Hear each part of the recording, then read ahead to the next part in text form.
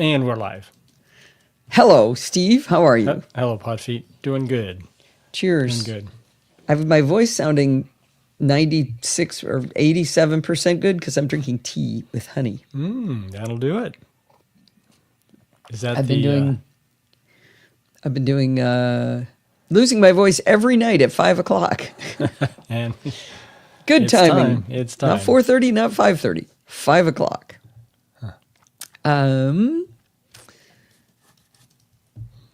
It will be here. I'm finishing writing the show.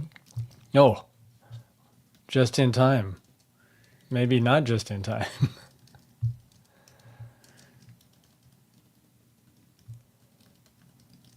Okay. You entertain the crowd. Well, it's only what? A week and a half till Christmas? 10 days? Today's the 15th. Yeah, 10 days. So hope you all are getting ready, at least for those of you who celebrate Christmas. Observe it. 9 days for you. Oh, yeah, that's right. What time? Yeah, plus 7. Yeah. Is it midnight for you or 1 a.m.? Plus 8. It's probably 1 a.m. Yeah. So we're pretty much caught up on our Christmas shopping. Cards are going out tomorrow, I hope. Maybe. Yep. Oh, when is the annual tradition going to take place? Kevin's asking. The reading of the night before Christmas. If you're referring to that, Kevin, that will probably come out. Well, it'll be played on the next show a week from today, and it'll probably come out as a blog post maybe Wednesday, something like that. Yes. I did have to re-record it because there have been a lot of additions and changes over the years. And you had so many dubs. It sounded like little voices that went higher or lower. So I just decided to re-record it. Sort of like a bad Japanese monster movie. And I found that I had lost the Santa's sleigh bells at the end of the poem as he. Oh, you lost off. the sound? Yeah, so I had to go find a new one. Oh no! I had to end up pay for it. That's rough. It's rough. Hope they sound good. So I like it. Does anybody follow any of the Podfeet stuff in an RSS reader? Like not the podcast, but the blog posts? Sandy does. Did anything funny happen in the last week or so to your RSS feed for the show? Because Adam Angst sent me. Oh, come on. Where's CopyM? Why isn't CopyM running? There it is. Adam sent me this. Upload failed. Something went wrong. What the? Come on. Can I drag it? That's weird. Is it too big? No, it's just a screenshot. HEICs have problems sometimes with Discord. No, it's a screenshot. So it's a JPEG? Copy to clip. I don't know. No, it's a PNG. Paste it? No, it will not. Try converting it to a JPEG. I think sometimes I don't have. I've got it in my copy buffer. Oh, I guess I could open up messages. So I've been doing a little messing around with all of the earliest blog posts, and it appears to be of just earliest blog posts, and you're going to hear about it next week. But what I'm trying to do is get all of the first 9 years of the podcast are not in the RSS, are not in the podcast feed for the NosillaCast. So I'm trying to get them all in, and I've been editing the feed, and apparently, however he subscribed to the feed, he got all of the changes that I did. Now, you will actually get something similar in your podcatcher when I go live with this. All of a sudden, there's going to be 9 years of new shows. Good luck. What's 9 times 12? Is there a way to get rid of those easily? 108? Well, your podcatcher shouldn't download them automatically. It'll just be all of a sudden these new episodes will be available for download. Okay. Yeah, nobody has done roll call. No, I think we need it. All right. Well, I see Brett and Kevin and Frank and Jill and Kurt and Sandy and Steve and Zoe in bed with all of her favorite toys. I mean, computers and stuff. You got it. Phrasing. So that's fine. Did we miss anyone in the sidebar? Anyone coming? Oh, yeah. No John tonight. No, that's kind of nice. Wow. Actually, yeah, he sent me an email. He was actually nice and being helpful. And this week he found something I messed up. And Marty was here for 30 seconds. Yeah, he's getting ready for his live show. He's doing a live show at 6 o'clock.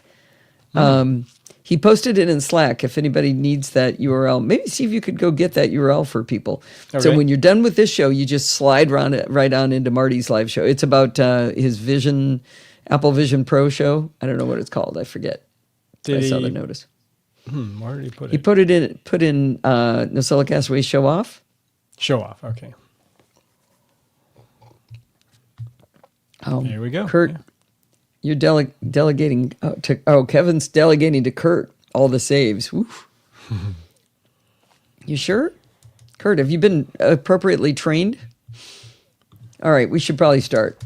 So I won't be talking all that long, but let's get ready. And Steve, can you mute so I don't hear you typing? Oh, wait. No, we have to tell one thing. Do you remember at the end of the show last week when I was saying that I was really sad because I could hear Bart feeding back into his own microphone on the recording, and I was all sad about that? It turned out it wasn't Bart. It was Steve. So Steve has in-ear headphones, but he keeps them up at a really high volume. And so I was playing audio from Hindenburg that was being fed into Steve, I can hear it right now. Okay, I just was doing a test. Yeah, that's great. I appreciate that because I can hear it. So it goes from Hindenburg playback, gets combined with my voice using a loopback. Loopback creates a virtual device, combines the two of those. The two of those are then going into StreamYard, where then Steve hears it in his headphones. And his headphones were so loud, the sound was coming out of his ears, going into his microphone, back to StreamYard, back to my ears. So it's like this. I've turned them down. Good. Oh, the other thing I was saying I was going to show you was, look at this cute little iPhone. Look how cute this is. It's baby. You. Make sure I've got it. It still works. See? Isn't that adorable? It is tiny. I don't think I'm going to let it be on. Yeah, I went into settings and I didn't know how to get back to the home screen. So it's a iPhone 4? I think so. I haven't taken the second year. I could take the cover off to find out. What was the first? 3G? There was the iPhone, then the 3, and then the 3G. And then the 4. It doesn't say. I'll have to look up the model number. So that would be like 2011. A1332. Let's open up Mac Tracker and find out. You can tell I don't have a lot to read today because I'm fooling around this much. No, it's fun, right? iPhone. And what I just say the model number? God, I got the memory of a P. 1332? A1332. Luckily, I have the eyes of a 13-year-old, though. Yep, iPhone 4. Oh, and is that the fourth year they were out? The iPhone, the iPhone 3, the 3G. The 3GS. Oh, wait. Brett put them. iPhone, 3G, 3GS, iPhone 4. So it was the fourth model. Yeah. It's got a crack in the screen, though. Forbes just didn't take care of his devices. I don't know where. I just found that in a drawer today, so that was fun. All right. I was cleaning out a lot of stuff and selling it back to Apple. I'm sure it's got great battery life. You know, these older devices didn't do much, and they do seem to have pretty good battery life. Oh, no, I can't get back in the case. Okay, let's get to work. Quit fooling around, Steve. Let's go. Here we go. Hi, this is Allison Sheridan of the NosillaCast podcast, hosted at podfeet.com, a technology geek podcast with an ever so slight Apple bias. Today is Sunday, December 15th, 2024, and this is show number 1023. Before we get started, I want to tell you there will not be a live show next week because our kids are going to be here on Sunday, so I'll be publishing the show early on Saturday the 21st. Now, we will have a live show on the 29th of December if anybody's interested, but Steve and I will be in Vegas for CES on the following Sunday, which is the 5th of January, so there'll be no live show that day either. So I'll remind you of that on the 29th, but the main thing to remember is next week, no live show, but the following week there will be. So we will be back on the 29th. All right, everybody with me? Let's get going. All right, which bumper do you want? Well, the first, so mind note is first. Let's hear those bumpers. Oh, we're going to do them all every single time? How mind notey do they sound? Is that mind notey? Or is this mind one notey? mind notey?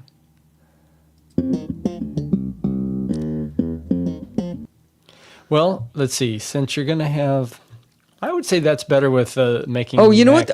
So I'm kind of like, I could do Tiny Tips music for the Tiny Tips story. Okay. Should we just throw in this weird one? Yeah.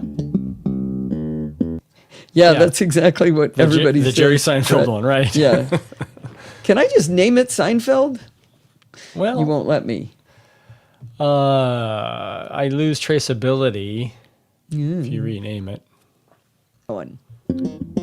Okay. I'm going to do that one. We get people used to it's just going to be random.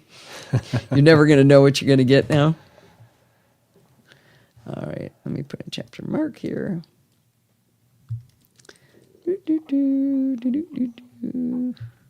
This next one is kind of a public service announcement. In a way, it's a don't lose your ever-loving mind. All right, here we go.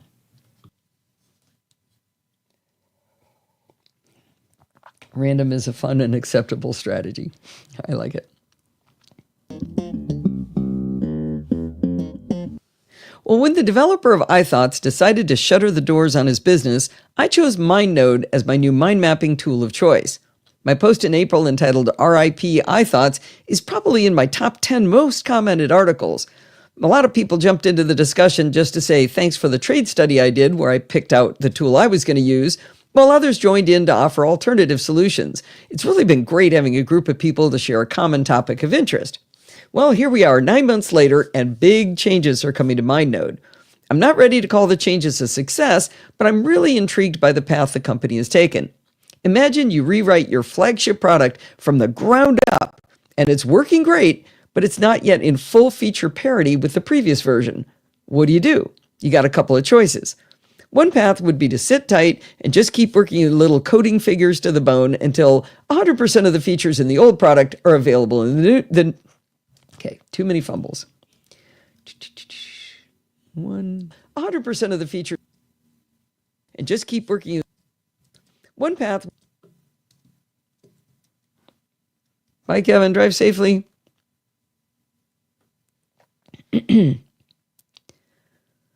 One path would be to sit tight and just keep working your little coding fingers to the bone until 100% of the features in the old product are now available in the new. Or you could go down kind of a risky path where you release the new version, missing some features, and have it exist almost kind of side by side with the original. That second path is what the folks at MindNode have chosen to do. I think it's a path with a lot of merit, but it could cause people who don't understand what's going on to abandon the new software or, leave bad reviews for it. My goal is to explain what they're doing, and then with knowledge, you can decide if you think they're on the right path. First, let's understand the naming conventions. The original MindNode has been rebranded as MindNode Classic, and the new hotness is called MindNode Next. I think it's going to be pretty easy to keep those names straight. They did a good job there. For the time being, the only version you can get through SetApp is MindNode Classic. They believe they'll probably replace it with MindNode Next eventually, but they have to figure out how to make that transition. In the iOS App Store and the Mac App Store, the only option you'll see is MindNode Next. But don't panic. It's not gone. The old one isn't gone. It's just unlisted. At mindnode.com/article/mindnode-classic, link in the show notes, you'll find direct links to MindNode Classic. Okay, I don't need to read that URL out. It's too clumsy. At MindNode. But don't panic. But don't panic. It's not gone. It's just unlisted. I put a link in the show notes where you'll find direct links to MindNode Classic in both the Mac App Store and the iOS App Store. Now here's an even more interesting tidbit. They're still developing MindNode Classic and adding features. I'm sure new development will slow down as the two versions converge, but it gives me a good feeling about their dedication to a smooth transition. Turns out you can run both apps side by side right now and for the foreseeable future. I'm sure at some point they'll sunset MindNode Classic, but it's not going to be anytime soon. If you want to keep up to date on the development of both products, you can go to mindnode.com/releases. When you look at the release page, you need a magic decoder ring, which I've suggested they should put on the page. If you see a feature that says 2024.x, that means it's a feature they've added to MindNode Next. If it says 2023.x, that means it's a feature for MindNode Classic. I got to tell you, I've been surprised at how often I see updates on this release notes page. One more naming convention. You can use MindNode Classic and MindNode Next without paying a single hooniacker for it. You get a limited feature set, but it might be everything you need. If you want a full feature set, you can subscribe to MindNode Plus for both versions for $25 a year or $3 a month. If you want to compare features between free and plus, you can go to mindnode.com/download, and of course, there's a link in the show notes to that as well.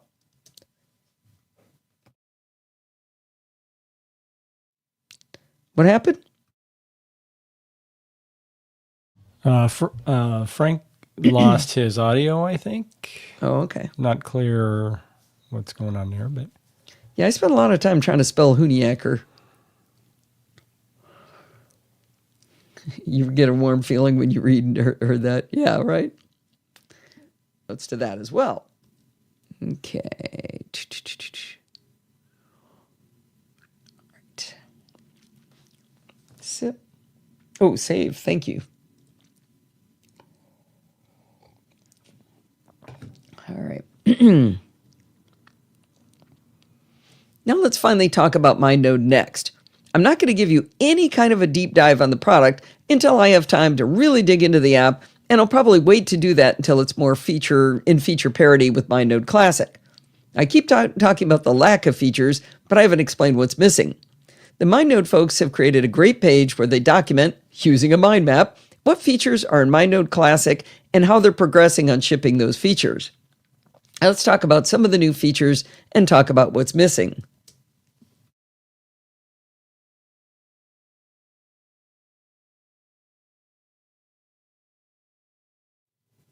All right. This cold is killing me. All right. One of the biggest changes in MindNode Next is that it's no longer document-based. Rather, your documents are managed directly in the app and stored in iCloud. If you feel strongly about the ability to see your documents in Finder, this will not be a welcome change. The main reason I care about an app being document-based is to ensure portability of my data. If the import and export options are solid, I think I can live with it. I'd still prefer it be document-based, but like I said, I think I can live with it. I can say that in my limited first use of the app, iCloud syncing works really well. Changes on one device were visible nearly instantaneously on my other devices. With iThoughts being document-based, I was constantly finding conflicted versions of a mind map. So I'd have one version, then the same I'd have one file and then the same file name, and it would say conflicted, and I had no way to tell which one was the right one. And there was no way to tell what was different between the two. So maybe this is a good change to have iCloud syncing instead.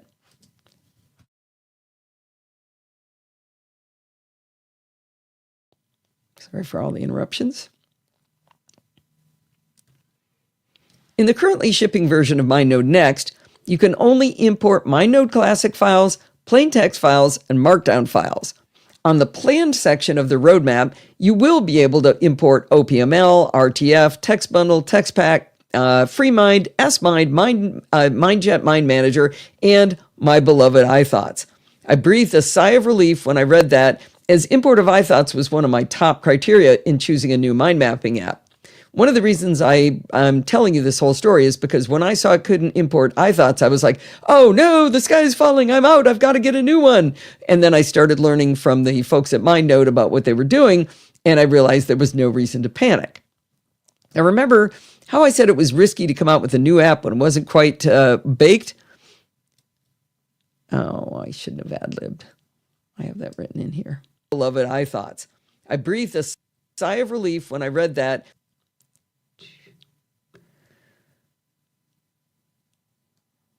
Don't ad-lib. Save. Thank you, Kurt. And my beloved iThoughts. I breathed a sigh of relief when I read that, as import of iThoughts was one of my top criteria. Now, remember how I said I thought it was risky to come out with a new app when it wasn't quite baked? I suspect many people will declare MindNode Next hot garbage due to its limited file import capabilities. I'm specifically trying to calm people down because I personally panicked when I saw I couldn't import iThoughts, and I immediately posted, I'm going to go look for a new mind mapping application. Don't be like me. Give them a minute to get more features implemented. Now, I said you can import plain text, Markdown, and MindNode Classic files, but in MindNode Next, you'll be baffled as to how to accomplish that feat. You're not going to find file open or file import, no option like that in the menu bar. I wrote to my contact at MindNode and they said, oh, you have to start from the Finder. Select a file you want to import, right-click, choose Open With, and then choose MindNode Next. Okay, you need to tell us that though, right? Now, you can also drag the file onto the MindNode Next icon if you keep it in the dock. I suggested perhaps a little hint about that in the app might reduce confusion and keep a few haters calmed down. Now, export's a lot easier. There's an obvious Sharo where you can export to MindNode Classic file, PDF, SVG, image, Markdown, or text. Now, SVG stands for Scalable Vector Graphic, which means these images can be resized without losing any quality. And that's super cool for a mind map, especially, say, a giant complex one like the time I mapped all the iOS settings in what Donald Burr calls my mind map of doom. One of the problems I have with that is that I can't show it to anybody because if you had it printed out, I think I calculated if it's printed on 8.5 by 11 sideways landscape, it would be like 6 feet tall. So having it in SVG would mean you could zoom in and out anytime you want. So it's really cool that they do have that as export. Now, one of the biggest new features of MindNode Next is you'll be able to collaborate with others. I haven't been able to test this with anyone yet. If anybody out there is running MindNode and willing to take a look at MindNode Next, I'd really love it if you could let me know. Maybe we can just have a little play date where we do comparing notes on trying to collaborate and see how it works. I wouldn't probably let anybody play with most of the mind maps I do, but I could see it as a great way to brainstorm with someone on a topic since you're supposed to be able to see these changes real time. Now, with MindNode Classic, they use a right sidebar to change things like fonts and the color or shape of a node. You can still do that with MindNode Next, but they've added a new inline inspector that's, oh, I love this thing. It pops up whenever you select a node. In addition to the styling options, the inline inspector includes a fold button, so you can quickly fold and unfold notes beneath the currently selected node. Now, wait, there's more. According to the page where they document new features in each release, they say you can use Apple Image Playground to create images based on your node's content. They also say you can ask Siri about the content of your document and let Apple Intelligence summarize it. I haven't figured out how to do any of that yet, but remember, this is not a review of MindNode Next. The bottom line is that I'm going to give the folks at MindNode a chance to succeed with this new version. I'll wait to judge MindNode Next until it's at feature parity with MindNode Classic. Over the upcoming months, I'll be using MindNode Next in anger, as the Europeans say, putting it through its paces with my real work with mind maps, so stay tuned for a future review. I hope you keep an open mind about MindNode Next and give them some space to make it even better than MindNode Classic. Ta-da! Did I miss any fun? Why is everybody sending cute icons? Franco Carroll Frank appeared? had to log out, and when he relogged back in, it was like a new person had joined the server. And so everybody got excited? So you get the option to wave at the new person on the server, and these are all our waves. Did they wreck your account or anything? I think he just logged out and logged in maybe through an iPhone. Oh, okay. Yeah, Kurt, it was that was iOS 11. If anybody didn't, I don't see that Steve. Why didn't? Because I don't see Frank in the live show. Listen, I see him in the sidebar now with a mobile device. No, I was sorry. I was just answering Kurt. See how Oh, yeah. tiny that mind map is? There's a link in that article to the PNG that you can zoom in and around, but it's pretty hilarious. All righty, so I'm going to do Tiny Tip music next, I think. Good idea, since Tiny Tips is coming up. Yeah, it's a Tiny Tip-ish kind of thing. Tiny Tip-ish. Oh, I think I would like you to look back at that, the Seinfeld one, and work on how it just sort of stops kind of suddenly. Well, there's a reason. The jingle continues. But you could smooth that out so it just gets quieter instead of a cliff. Yeah. Yeah. It would be a pretty fast fall off, but yeah. Well, it's a really fast fall off now. Mm-hmm. If you look at the, it just goes, see what that looks like? It just, it's gone. I could work on it. Listen, the next note that I have to cut off is very soon after that note. I'll make up some music. Listen. Make up. Just sort of, that's disconcerting to me. All right. You don't think so? No, I can do that. Okay. Did you make a note? Sure, right here. Sure. Wait, I'm not looking at you. Let me guess. I'm not looking at you. I'm betting he goes like this. Am I right?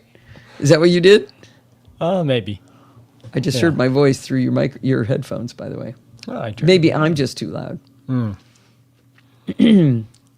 Thanks, Kevin. You make a lot of people happy with mind map of the reorganized settings of macOS. Yeah, it might actually be time. I thought about that, but God, that took me 3 weeks to create that mind map. That was really, really hard. Hey, that would be a good test of MindNode Next. I know. Yeah. Kurt, we could collaborate on it. We could work on a mind map together with MindNode Next. And I tell you what, I'll let you do accessibility, okay? Hey, maybe you could go sick Chat GPT on it. Ooh. I wonder if I don't know if it could get into that level of God, it might be able to. You just started typing that? Do you have MindNode, Kurt? That would be if I can get the NosillaCastaways to work on it with me and people, but we'd have to have people say, hey, I'll work on this section, right? Hey, who's going to take accessibility? Didn't you hear what I said? Oh no, I didn't. I said exactly that. I said, Kurt, okay. You can have accessibility. Okay. If you look at that mind map, about 90% of it is accessibility, and it's only gotten worse. All right. Well, I take that as a challenge. That would be fun.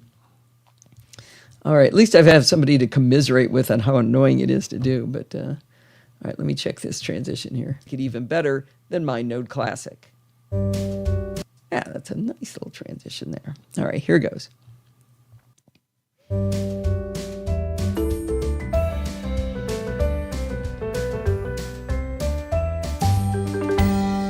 You've probably noticed by now that I've created quite a few Tiny Mac tips. Shoot, I always get stuck on whether it's Tiny Mac tips or Mac Tiny tips. Yeah, I was right. You've probably noticed by now that I've created quite a few Tiny Mac Tips posts over the last couple of years with the goal of helping people move from adequate users of the Mac to power users. I just ran a count and there are 53 tips posted so far, and I have even more in the queue. Now, as I finished Tiny Mac Tips 9 a few weeks ago and gave a second presentation to a Mac user group on some of the tips, I realized that improvements could be made to help people more easily navigate this body of work. Even when I wanted to find a tip myself, I had to refer back to my own Notion database of the tips to figure out which tip number had that particular Tiny Mac tip. Now, how on earth could consumers of this content ever find the one they remembered hearing about? What if you wanted to spend some time on my site? No, not time on my site.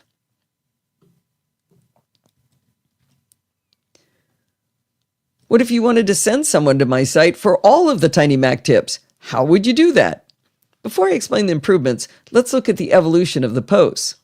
I created the first Tiny Mac Tips post, not realizing this would take on a life of its own. It was pretty simple to navigate, with each heading being a new tip. But after I had a few more posts published, I thought maybe it would be handy to be able to jump between the posts. They're often separated in time of publishing by months, so without some assistance, it would be, kind of hard to find them all. I decided to create links in the post to help you navigate. At the end of Tiny Mac's Tip 1, why can't I say Tiny Mac Tips? I keep saying Tiny Mac's Tips. At the end of Tiny Mac Tips 1, it sounded wrong and it was right. At the end of Tiny Mac Tips 1, I added a link to Tiny Mac Tips 2. In Tiny Mac Tips 2, up at the top, I put a link back to Tiny Mac Tips 1. Now that sounds silly when you only talk about 2 posts and they're self-referential, but now no matter what Tiny Mac Tips post you're on, there are links to all of the previous posts at the top and a link at the bottom to the next one. And I didn't scroll, so I have nothing to read. That certainly helped. But then I got to thinking, what if you wanted to see all of the tips posted at once without opening every single one in a separate tab? To solve this, I created a category in WordPress called Tiny-Mac-Tips, and I assigned all of the Tiny Mac Tips posts to that category. Once a category exists, it's possible to navigate to a page that contains all posts in that category.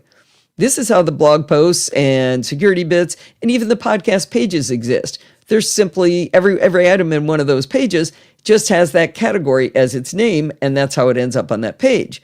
This also explains why you can see security bits on the security bits page and on the blog post page. I put them in both categories. It also explains why sometimes you can't find the most recent security bits post because sometimes I forget to check the box that adds it to the security bits category. Usually somebody tells me that I forgot to do it and I put it in there and it's okay by the time you see it. Now, I created the red buttons. Voice is killing me.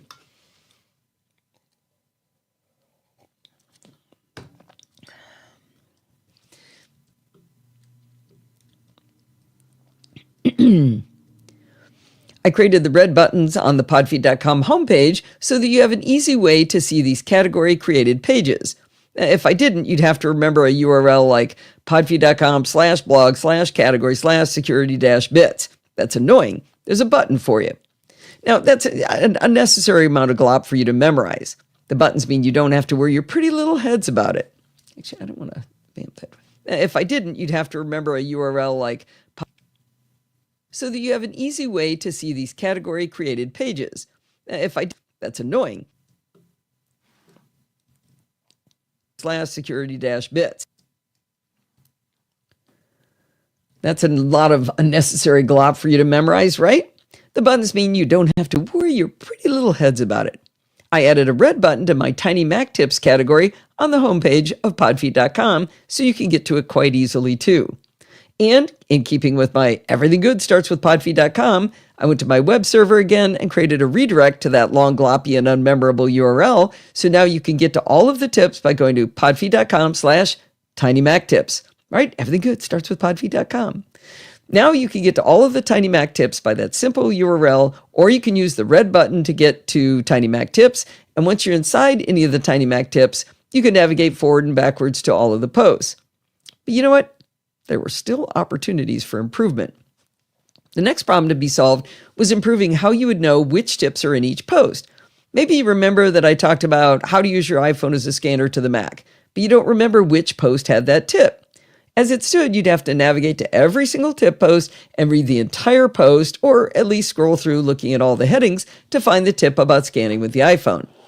Now, I toyed with the idea of putting shortened versions of the tip headings into the name of each post, but that got really ungainly with some of the ones that have a lot of little tips. I decided that it would be a big improvement if you had a little index at the top of each post, where you could not only see which tips were within the post, but you could also click on the tips to jump right to the heading for that tip. In HTML and sort of with Markdown, you can create a special kind of link that takes you to a different position within a document rather than linking to some other page source. I learned how to make these links ages ago, but I hate doing it because it's tedious. But because I love you all so much, I decided to take on the challenge. Regular HTML links start with ahref equals, quote, some URL, and it's in little angle brackets, where some URL is where you want the person to go. These are called anchor links, hence starting with A, and the href means hyperlink reference. Next, you put in a link title, which is the text the viewer will see on the page. Links need to be closed, which for anchor tags means following them with the /A. Putting it all together, there's a long thing, gloppy thing in the show notes. You can look at it if you want to. All right, that's great. But some URL takes you to another web page, not the new location on the same page. To stay on the same page, we need to use a jump link. It's pretty similar in formatting to a regular anchor link, but since you don't have a URL to send them to, you need another method to identify the location to which you want the link to jump.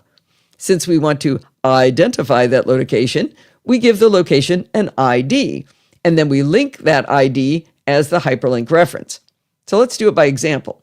In Tiny Mac Tips 9, one of the tips was about Quick Look. Right at the heading for the Quick Look tip, I created a jump link. So all it says is A space ID equals, quote, Quick Look, then /A. Everything's in angle brackets, but I open and close it without putting in anything inside it. Again, I did have to open and close the anchor link. Skip that. Now I'm just marking a location with an ID so it can be an empty space. Now I gotta do it the way I wrote it. So all it says is A space ID equals, quote, Quick Look, then /A.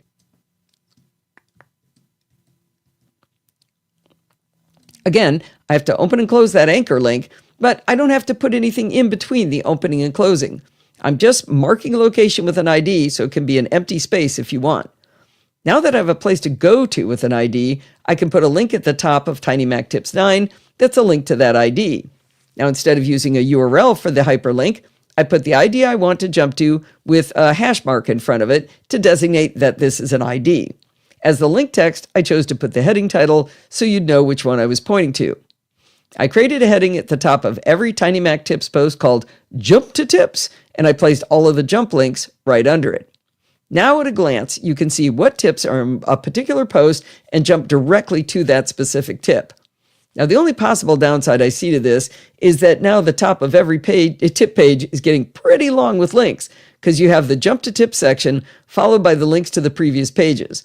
I think it's going to be okay because you can always jump past the list of previous tip pages by using the jump links to get to specific tips. Now, I'm sure at least some of you are thinking, well, this is all well and good, Allison, but how do I figure out which post has a specific tip I'm looking for?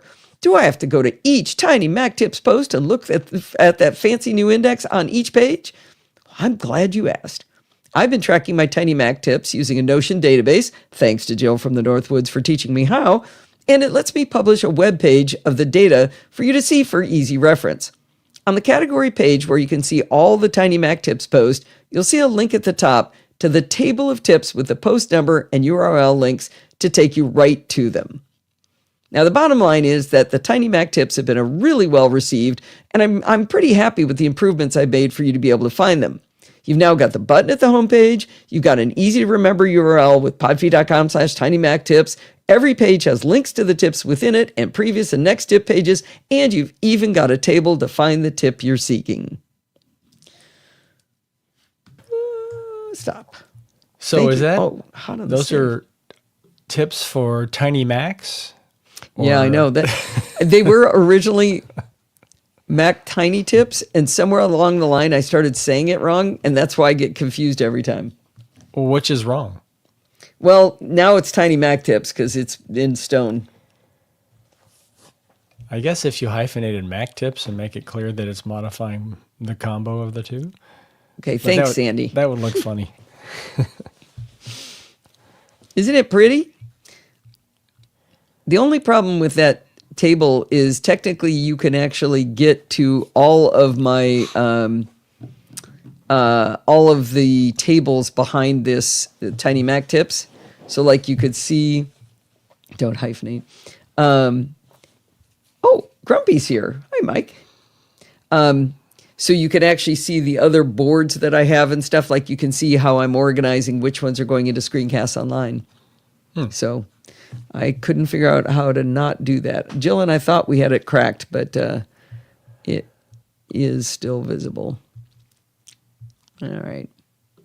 I think we need a money symbol, a money symbol? sound for what a money sound for when I do panhandling. The show. Just some change. I could probably find that.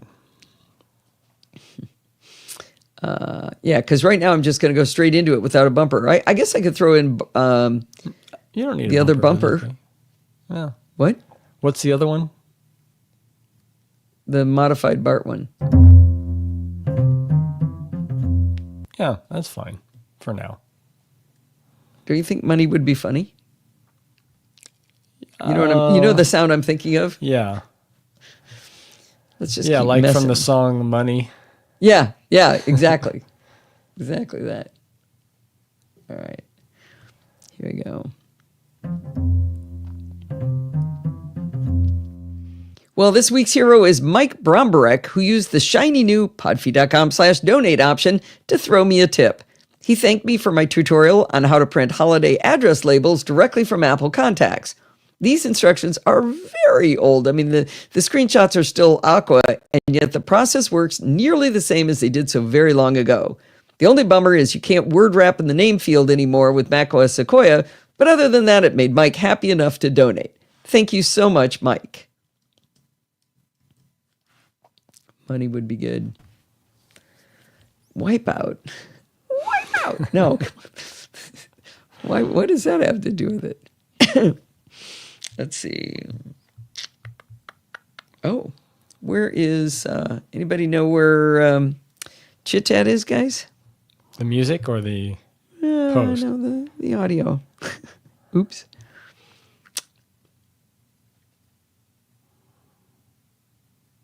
I see a Chit Chat there in your menu. Yeah, it's this one.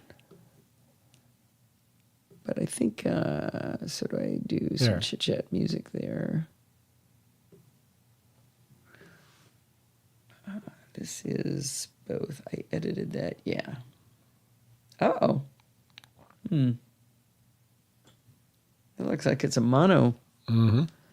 Mono-y-mono. I didn't mean that to be mono. Well, it is now, because I know I made some pretty serious changes on that. So here we go. Let's see how this sounds. Thank you so much, Mike. Yeah, Pink Floyd was what I was thinking. Oh. I am now recording. Blink! And we're back with Adam. Okay, That was very probably not what I meant to play. That was enthusiastic. Wow. Blink! Glad I gave that a listen. So I guess I've got to do this one. Why don't you just trim it? That's going to have the audio in it. No. Wait. Well, you got rid of your bumper. I didn't mean to. Oh, no, I have to. Because listen to what this is. Oh. You don't want to double that up, yeah. Oh, we forgot our chapter mark, for crying out loud. Yeah, put that in there. And we're going to get in trouble.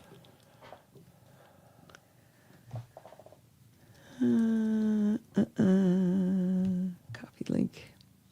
Would you guys believe that I saw Pink Floyd and heard Money in concert? Allison, who never listens to music. New chapter. Oh, nice. Enough to donate. Thank you so much, Mike. What's wrong?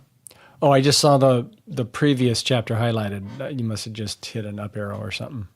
No, when I'm over here. Gotcha. It's on that one. Gotcha. Over here, it's in this one. Thank you so much, Mike.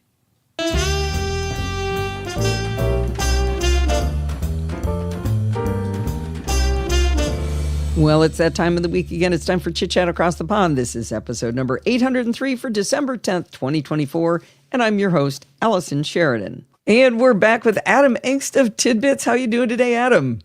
Fine, thank you.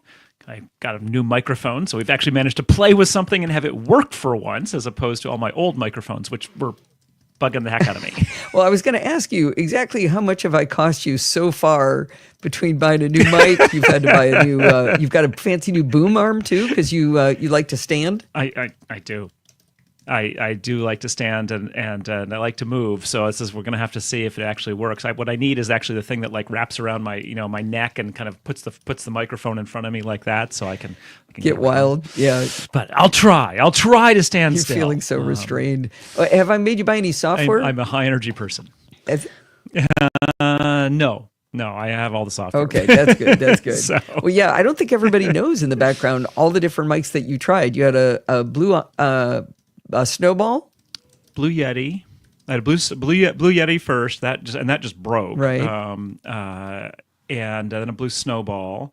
And I actually have a blue snowflake, which was a tiny little snowball, and that didn't work so well.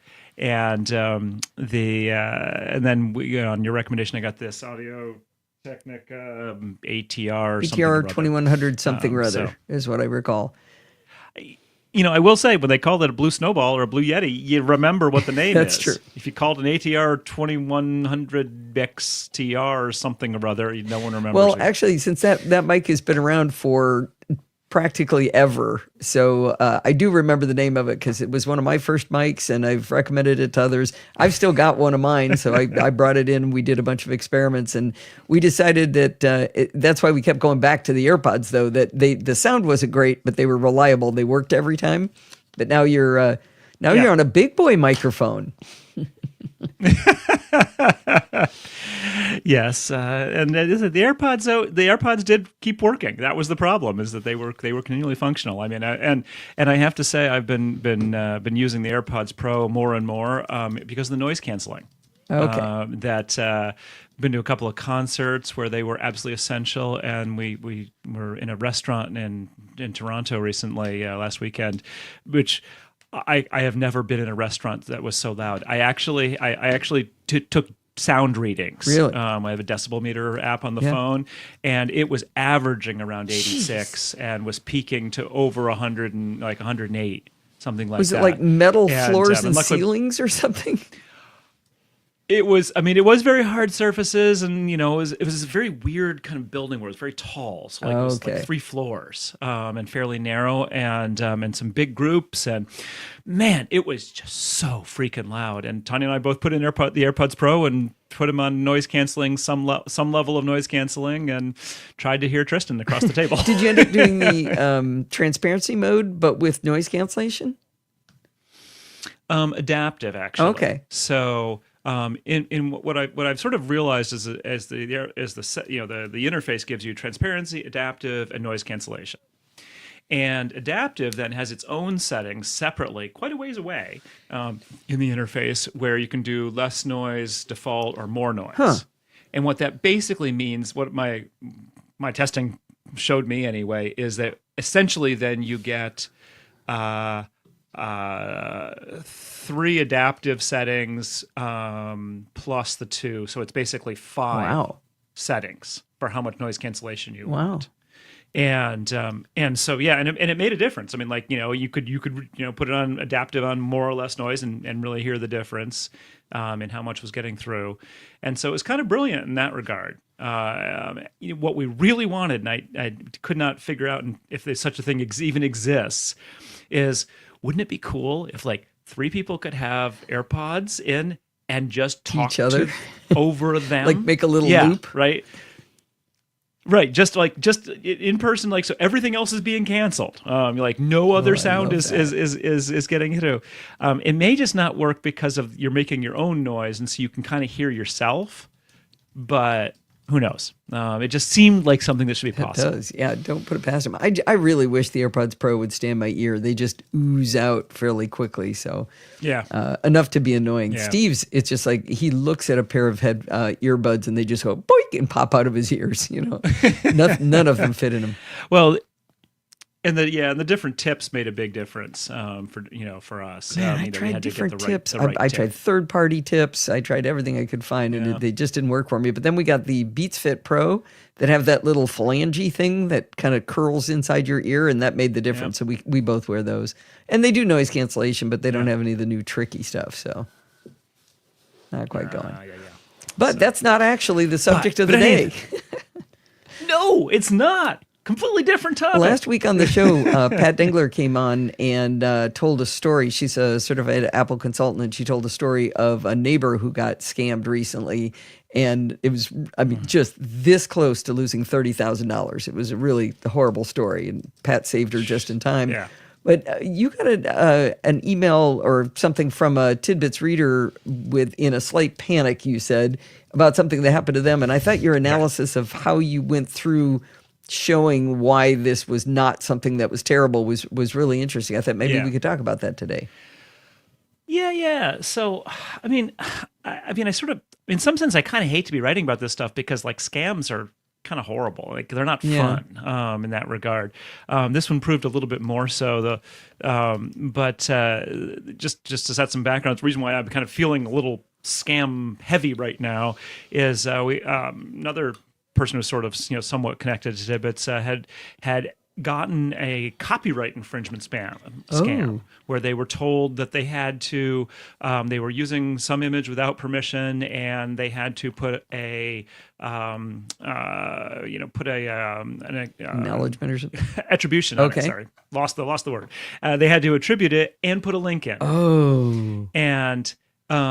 And it used DMCA language and blah blah blah. And what was interesting about it is that this image probably was being used without permission. May have been from Pexels or one of the places that claims that all the images are licensed, but maybe not. But it was in some sense really easy, right? Because you could just I'll put the attribution on and the link, and now this will all go away as a problem. Of course, what it is in fact a scam to get SEO ranking improved for some scammy site that you're linking to from your legitimate site. Oh, that's genius. Yes. And right, and the email message that came with that was in fact really hard to identify as a scam because it came from, a legitimate sounding person at a legitimate sounding law firm. It wasn't written badly. It sounded like lawyer speak, all those kinds of things. And so that one required, much more investigation of the actual lawyer and the law firm and things like that to prove that it was How did your friend find figure out that it was a scam? Well, so I was actually doing it for her. But basically, I'm going to cut him off there. We aren't even to the real story yet, by the way. This isn't the... Just leave him hanging. I know, right? Beats Flex. Oh. Kurt said he uses a Beats Flex. I said link, and he sent me a link to podfeed.com. Okay, that's funny right there. Uh-oh. All right. When was that? 2021. I don't remember what I posted last week. Oh, yeah. Those are cute. All right. I am going to cut you off there, and we are going to go, let's see. Oh, shoot. This is music mixed in. If you want to I should finish that when he stops talking. Again for coming on and telling us all about it, Adam. Oh, that got loud. You're welcome. Nice to be here. I hope you enjoyed this. Okay.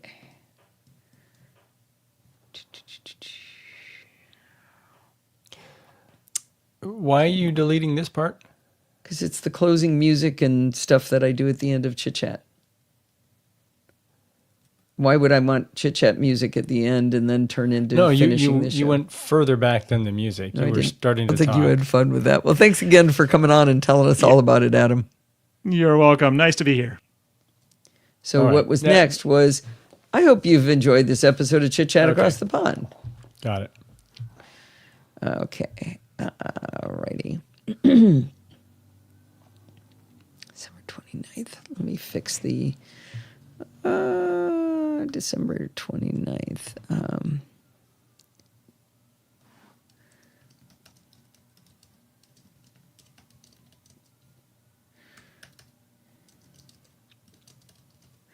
Let's see.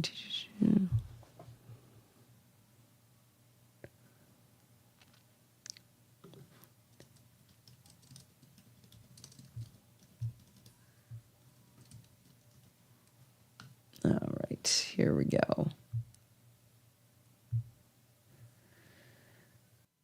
Well, that's going to wind us up for this week. Did you know you can email me at allison@podfeed.com anytime you like? If you have questions or suggestions, just send it on over.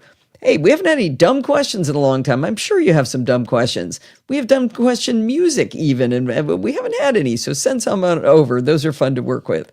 Remember, everything good starts with podfeed.com. You can follow me on Mastodon at podfeed.com/Mastodon. If you want to listen to the podcast on YouTube, you can go to podfeed.com/YouTube. Want to find those Tiny Mac tips? Podfeed.com/Tiny Mac tips. If you want to listen to the... Oh, wait, I said that already. I ad-libbed that. It's pretty good until I lost my place.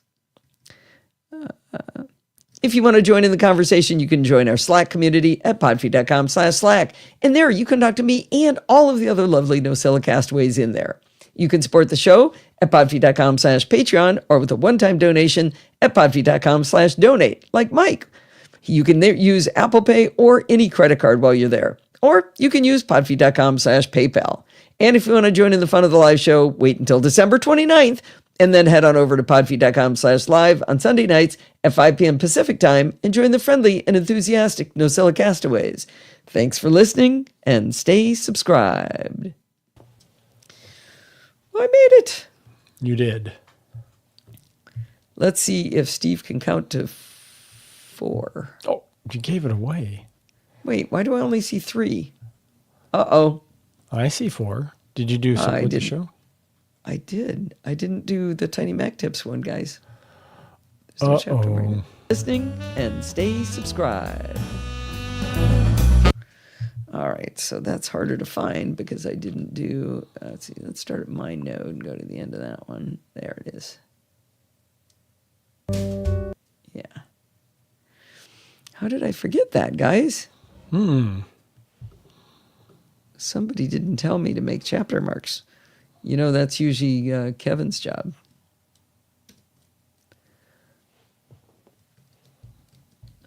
All right, adding that in, copy link.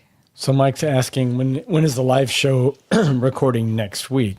You're not going to have a live. Dumb question. Oh, no, he's got a winky face. He's just being dopey. Each new chapter is yours to write. So I count 4, by the way. Oh, good job. Good job, honey. All right. So I think I am ready to export. And we will export this to the NosillaCast folder. Export and save. All right, everybody. I will see you in 2 weeks. Oh, wait a minute. What? So there won't be a live reading of the NosillaCast or of the Night Before Christmas. That's all right. We don't do that live anyway. Right. We could play it right now if you wanted me to. I don't have it, though, do I? I don't think so. Yeah, and it's 3 minutes to 6. Everybody's got to get going over to Marty's show. Yes. All right. Not if we see you first. Did anybody put the link to Marty's show in here? I did. Did you? Good. Yeah. All righty. Well, everybody, we'll see you in 2 weeks. I'm not going to say Happy Christmas yet because it's not yet. But not yet. Next time. All right. Thanks for coming, everybody. Bye. Bye-bye.